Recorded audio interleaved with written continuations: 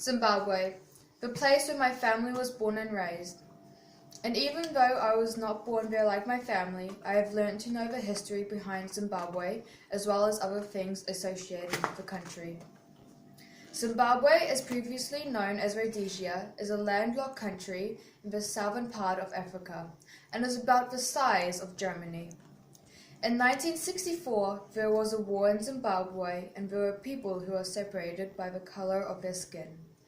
For example, the blacks would go to school for blacks, the colored people would go to school for colored, and the whites would go to school for whites.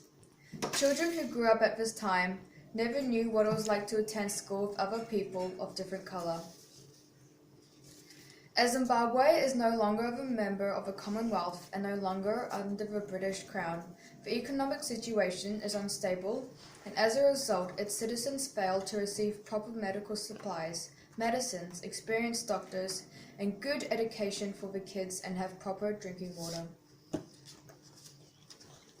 If a pandemic were to happen in Zimbabwe, such as swine flu, people would not survive because of these reasons.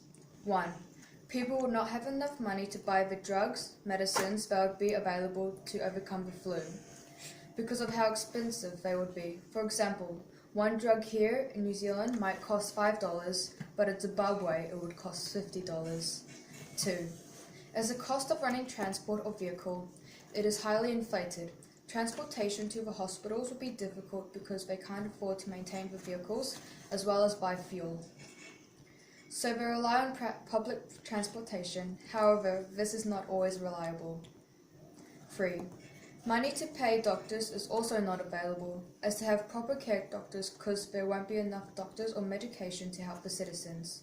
And if medicines were available, the prices would be too much for them to afford. In conclusion, Zimbabwe would not be able to survive a pandemic. Due to the economical situation that is presently there, the only way people of Zimbabwe were to overcome a pandemic would be if the worldwide aid came to help them or if they were rich. Only people that are wealthy in Zimbabwe would get the proper medical care that they need.